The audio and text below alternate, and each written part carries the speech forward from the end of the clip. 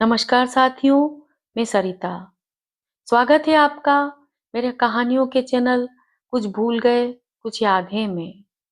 यहाँ मैं प्रत्येक अंक में आपके लिए एक नई कहानी लेकर आती हूँ। कहानियाँ वो दीपक हैं जो अंधेरे में भी रास्ता दिखाती हैं।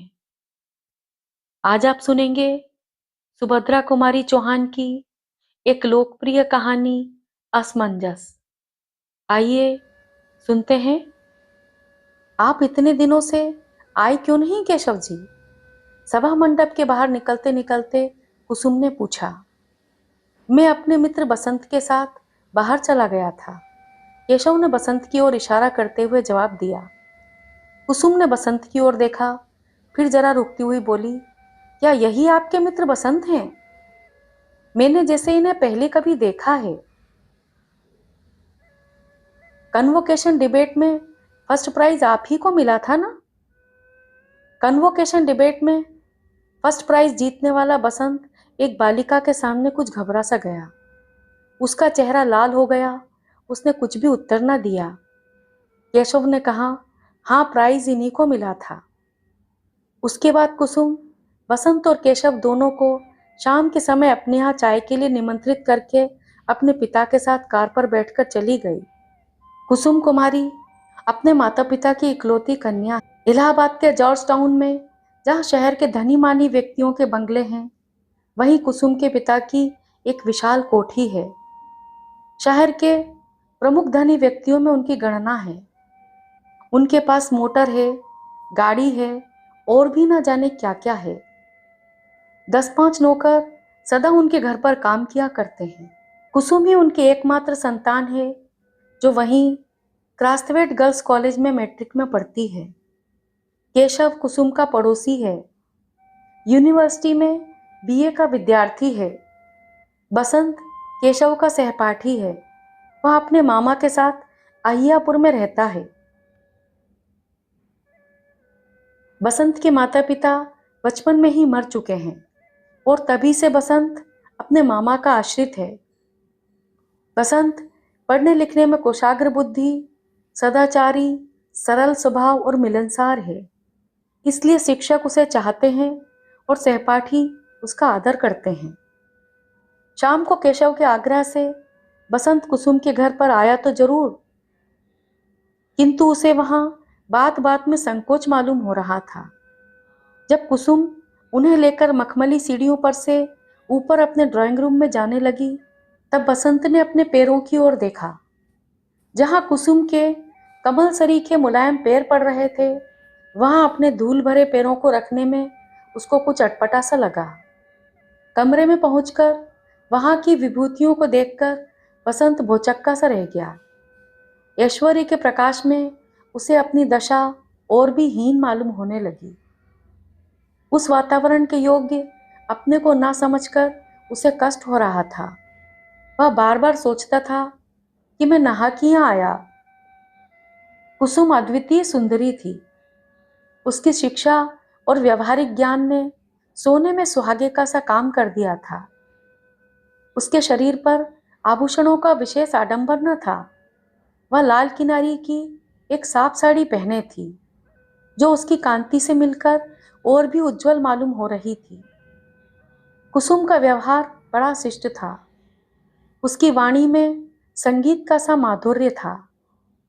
वह चतुर चितेरे के चित्र की तरह, मनोहर कुशल शिल्पी की कृति की तरह त्रुटि रहित और सुकवि की कल्पना की तरह सुंदर थी। बसंत के जीवन में किसी युवती बालिका से बातचीत करने का यह पहला ही अवसर था। उसने कुसुम की ओर एक बार देखा, फिर उसकी आंखें ऊपर न उठ सकी। कुसुम ने चांदी के से सुंदर प्यालों में चाय बनाकर टेबल पर रखी। तश्तरियों में जलपान के लिए फल और मिठाइयां सजा दी। बसंत स्वभाव से ही शिष्ट था, किंतु आज वह साधारण शिष्टाचार की बातें करना भी भूल गया और उसने चुपचाप चाय पीना शुरू कर दिया। कुसुम यदि कोई बात पूछती तो बसंत का चेहरा अकारण ही लाल हो जाता और उसका हृदय इस प्रकार धड़कने लगता जैसे वह किसी कठिन परीक्षक के सामने बैठा हो। चाय पीते पीते भी उसका गला सूख जाता था और सिवा हाँ या ना के वह कुछ बोल ना सकता था। इंटर यूनिवर्सिटी डिबेट में जाकर बनारस से अपने कॉलेज के लिए शील्ड जीत लाना बसंत के लिए उतना कठिन न था जितना कठिन आज उसे साधारण बातचीत करना मालूम हो रहा था। वह अपनी दशा पर स्वयं हैरान था और उसे अपने अचानक मौन पर आश्चर्य हो रहा था।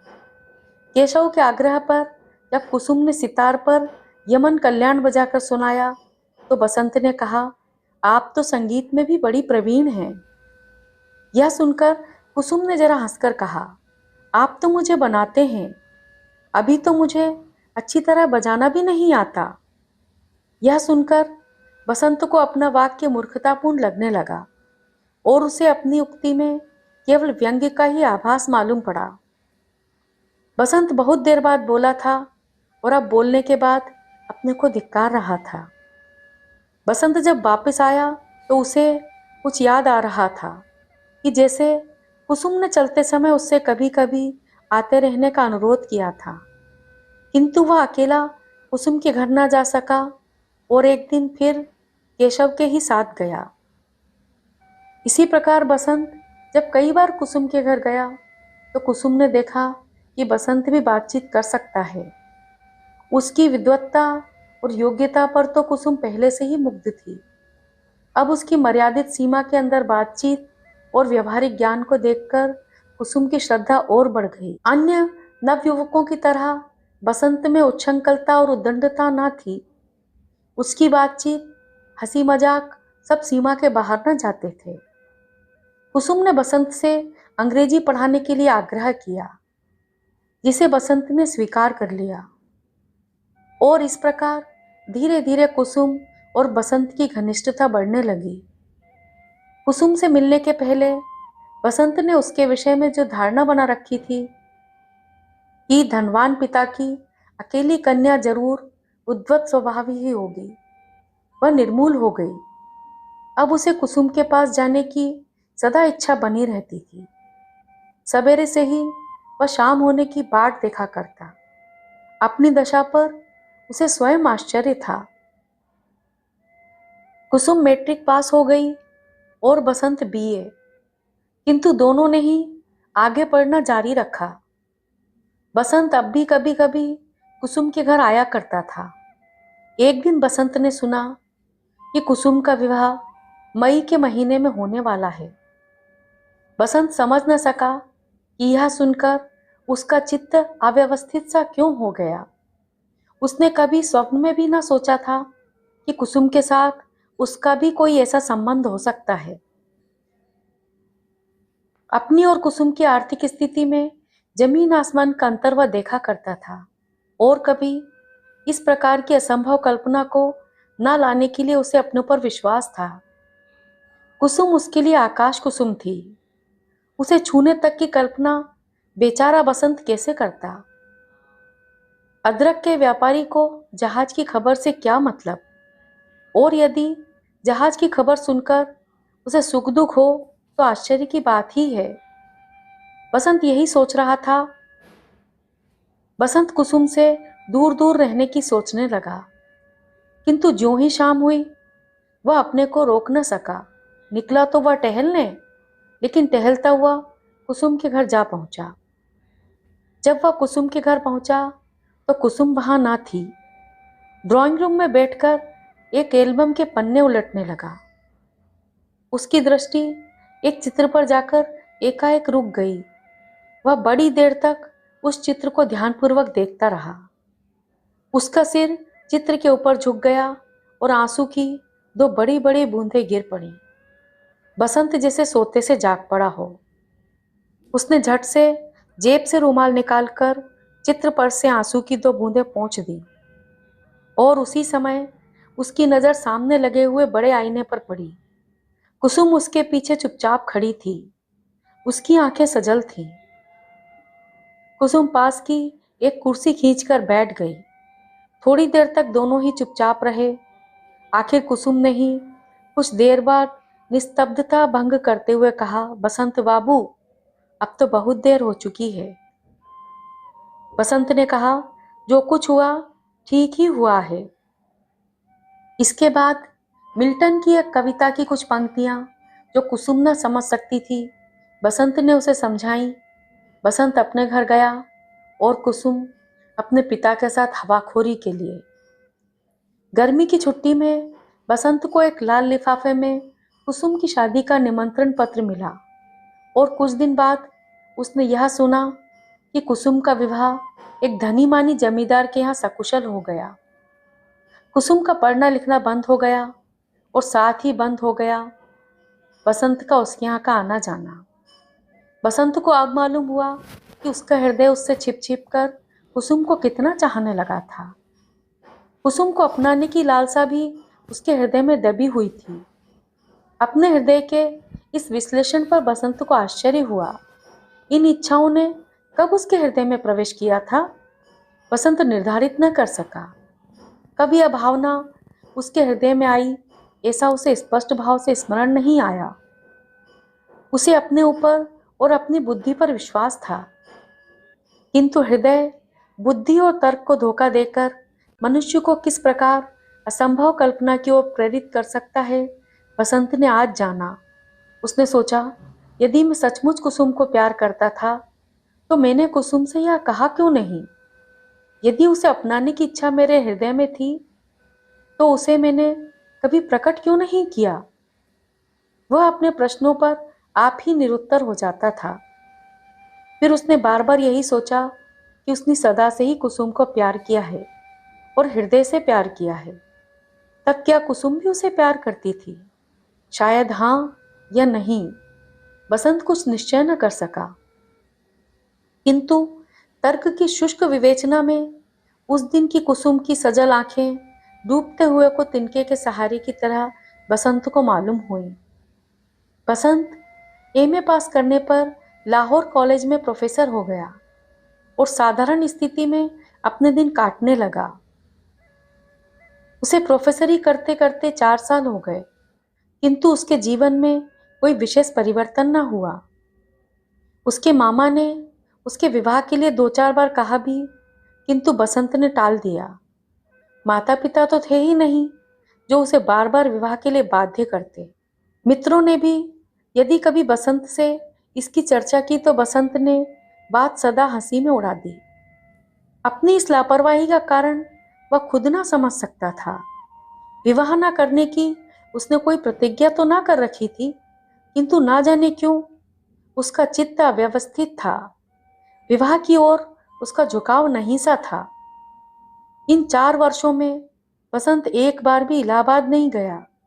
बार बार इच्छा होते हुए भी वह वहां ना जा सका। उसके मामा की बदली लखनऊ हो गई थी। अब इलाहाबाद जाता भी तो किसके यहाँ। अपनी क्लास के विद्यार्थियों को टाटानगर के कारखाने को दिखलाकर जब बसंत लौट रहा था, उसे इलाहाबाद स्टेशन से जाना पड़ा। यहाँ एक दिन रुकने के प्रलोभन को वह न रोक सका। सामान स्टेशन पर छोड़कर पहले वह अपने पुराने साथियों से मिलने गया, किंतु एक दो को छोड़कर उसे और कोई न मिला। फिर वह जॉर्ज टाउन की ओर गया और उसके पैर अपने आप कुसुम के घर के पास जाकर ठिठक गए।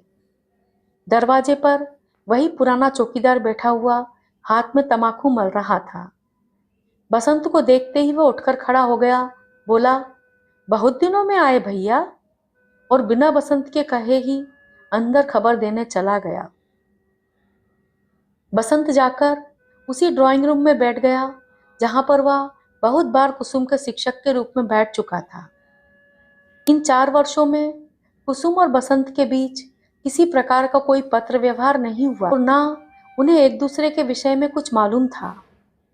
बसंत सोच रहा था कि इतने दिनों के बाद कुसुम ना जाने किस भाव से मिलती है, कैसा स्वागत करती है, उसका आना उसे अच्छा भी लगता है या नहीं, कौन जाने। इतने ही में एक सफेद बिना किनारी की खादी की साड़ी पहने कुसुम ने ड्राइंग रूम में प्रवेश किया।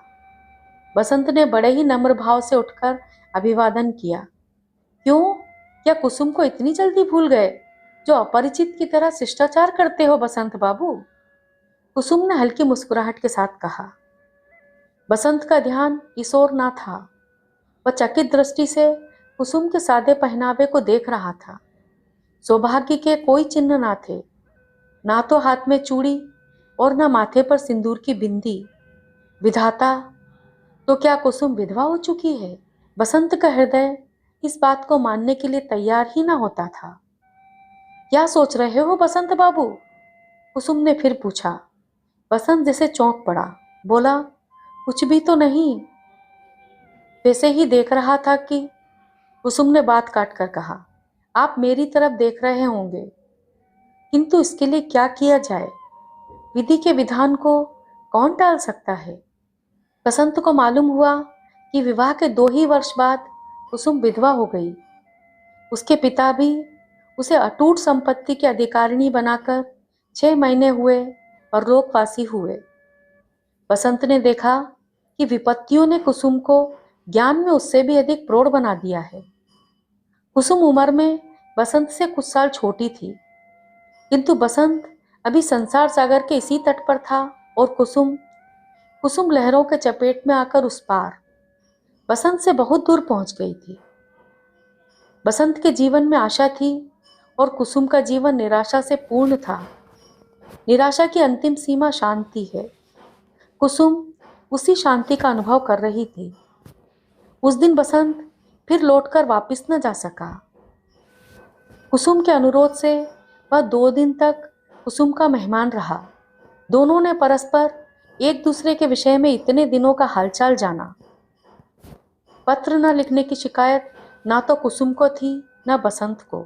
चलते समय कुसुम ने बसंत से आग्रह किया, यदि किसी काम से उन्हें इस ओर आना हो तो इलाहाबाद में जरूर ठहरें। कुसुम बसंत का हृदय उसकी आंखों में देख रही थी। उसे विश्वास था कि बसंत जरूर आएगा। बसंत का स्वास्थ्य दिनों दिन बिगड़ता ही गया।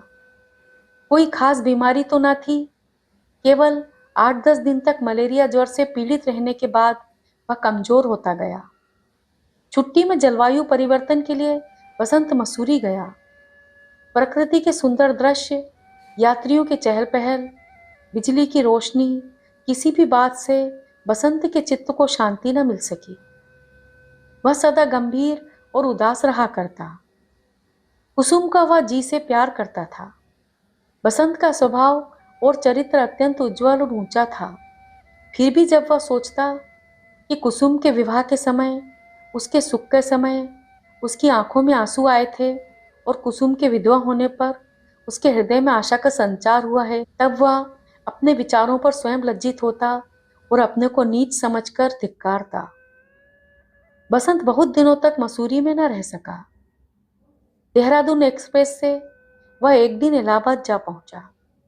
कुसुम के सद्व्यवहार से कुछ शांति मिली। कई दिनों से बसंत कुसुम को कुछ कहना चाहता था, किंतु कहते समय उसे ऐसा मालूम होता जैसे कोई आकर उसकी जबान पकड़ लेता हो। वह कुछ न कह सकता था। एक दिन बगीचे में कुसुम बसंत के साथ टहल रही थी। दोनों ही चुपचाप थे। बसंत ने निस्तब्धता भंग की। उसने पूछा, कुसुम, तुम अपना सारा जीवन इसी प्रकार तपस्विनी की तरह बिता दोगी? क्या करूं, ईश्वर की ऐसी ही इच्छा है, कुसुम ने शांति से उत्तर दिया। किंतु इस तपश्चर्या को सुख में परिवर्तन करने का क्या कोई मार्ग नहीं है? क्या मार्ग हो सकता है बसंत? तुम ही कहो ना, मेरी समझ में तो नहीं आता। बसंत ने धड़कते हुए हृदय से कहा, पुनर्विवाह, जैसा कि तुम्हारी सखी मालती ने भी किया है। कुसुम को एक धक्का सा लगा। उसका चेहरा लाल हो गया। उसने दृढ़ता से कहा, लेकिन बसंत बाबू, मुझसे तो यह कभी ना हो सकेगा। बसंत चुप हो गया। वह रह रह कर अपनी गलती पर पछता रहा था। बसंत ने साहस करके इस नाजुक विषय को छेड़ तो जरूर दिया था, किंतु वह डर रहा था कि कहीं कुसुम की नजर से वह नीचे न गिर जाए। दोनों चुप थे। दोनों के दिमाग में एक प्रकार का तूफान सा उठ रहा था। टहलते टहलते कुसुम जिसे थककर एक संगमरमर की बेंच पर बैठ गई। उसने बसंत से भी बैठ जाने का इशारा किया। उसने कहा, बसंत मैं तुम्हें कितना चाहती हूँ, शायद तुम इसे अभी तक अच्छी तरह जान नहीं पाए हो। बसंत के हृदय में फिर आशा चमक उठी। वह ध्यानपूर्वक उत्सुकता के साथ कुसुम की बात सुनने लगा। कुसुम ने कहा, तुम भी मुझे पहले से चाहते थे। यह बात मुझसे छिपी न रह सकी। उस दिन ड्राइंग रूम में यह बात अपने आप ही प्रकट हो गई, लेकिन यह प्रकट हुई बहुत देर बाद। तब उसके लिए कोई उपाय शेष ना था। उसके बाद बसंत, इन लंबे 4 वर्षों की अवधि में भी मैं तुम्हें भूल नहीं सकी हूँ, जैसा कि तुम देख रहे हो। बसंत का हृदय जोर से धड़क रहा था। कुसुम ने फिर कहा, इतना सब होते हुए भी बसंत, मैंने निश्चय किया है कि मैं कभी पुनर्विवाह ना करूंगी। अपने माता पिता और अपने स्वामी की स्मृति को कलंक न लगाऊंगी। तुम्हारा और मेरा शुद्ध प्रेम है, उसमें वासना और स्वार्थ की गंध नहीं है। बसंत हताश हो गया। कुसुम ने फिर कहा, कहानियों की तरह क्या प्रेम का अंत विवाह में ही होना चाहिए बसंत? बसंत कोई उत्तर न दे सका। उसने देखा कुसुम प्रेम की दौड़ में भी उससे बहुत आगे निकल गई है। बसंत अपने को स्वार्थी और ओछे हृदय का समझने लगा। उसे ऐसा मालूम हुआ कि कुसुम बहुत ऊंचे से किसी दूसरे लोक से बोल रही है, जिसे बसंत कुछ समझ सकता है और कुछ नहीं। इसके बाद बसंत और कुसुम के बीच में इस विषय में फिर कभी कोई बात न हुई। किंतु बसंत अब भी समझता है कि कुसुम का तर्क सत्य नहीं है। किसी सुकवि की कल्पना की तरह वह सुंदर जरूर है, पर उसमें सच्चाई नहीं है। परंतु इस प्रकार के विचार आने पर वह स्वयं अपनी आंखों से नीचे गिरने लगता है। उसके कानों में बार बार कुसुम के ये शब्द गूंजने लगते हैं, क्या प्रेम का अंत कहानियों की तरह विवाह में ही होना आवश्यक है? आज की कहानी यहीं खत्म होती है। मनुष्य के मन में अनेक जटिल और अनकही परतें होती हैं, जिन्हें व्यक्ति समाज के डर और अपनी स्थिति के कारण कभी स्वीकार नहीं कर पाता। मैं सरिता अब आपसे विदा लेती हूँ। कल फिर मिलूंगी एक नई कहानी के साथ। नमस्कार।